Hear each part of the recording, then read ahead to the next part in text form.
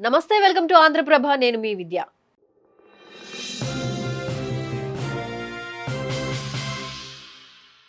భారత్ పాకిస్తాన్ మధ్య యుద్ధ వాతావరణం కొనసాగుతోంది.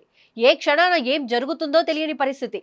ఓవైపు సరిహద్దుల్లో కవ్వింపు చర్యలకు పాల్పడుతున్న పాక్ ఉగ్రవాదులను విడిపించేందుకు బిగ్ ప్లాన్ చేసింది.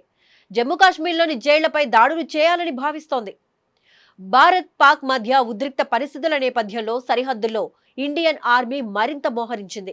అయితే జమ్మూ కాశ్మీర్ జైళ్లలో ఉన్న హై ప్రొఫైల్ ఉగ్ర నేతలు తప్పించేందుకు భారీ కుట్రను పన్నుతున్నట్లు భారత్ నిఘా వర్గాల సమాచారం.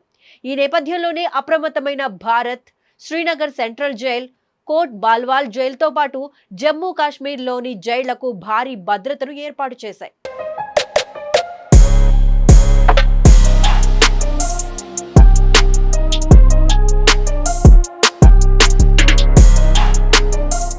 పహల్గామ్ ఉగ్రవాద దాడి ఘటన తరువాత విచారణలో భాగంగా భారత భద్రతా బలగాలు ఓవర్ గ్రౌండ్ వర్కర్లను, స్లీపర్ సెల్స్ ను అదుపులోకి తీసుకున్నాయి. మరోవైపు ఆర్మీ వెహికల్ పై దాడి కేసులో నిందితులుగా ఉన్న ముష్తాక్, నిస్సార్ సహచరులను ఎన్ఐఏ విచారిస్తోంది.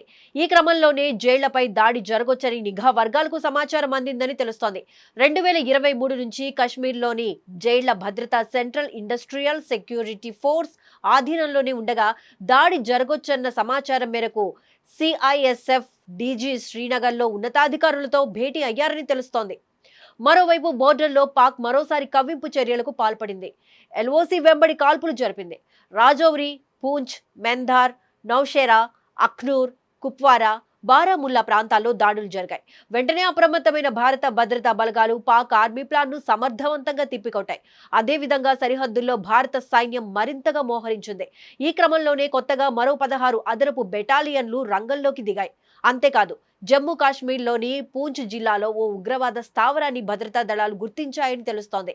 సురాన్ కోట్ ప్రాంతానికి అత్యంత సమీపంలో ఉన్న ఈ స్థావరంలో 5 ఐఈడీలతో పాటు కమ్యూనికేషన్ పరికరాలను భద్రతా బలగాలు స్వాధీనం చేసుకున్నాయి.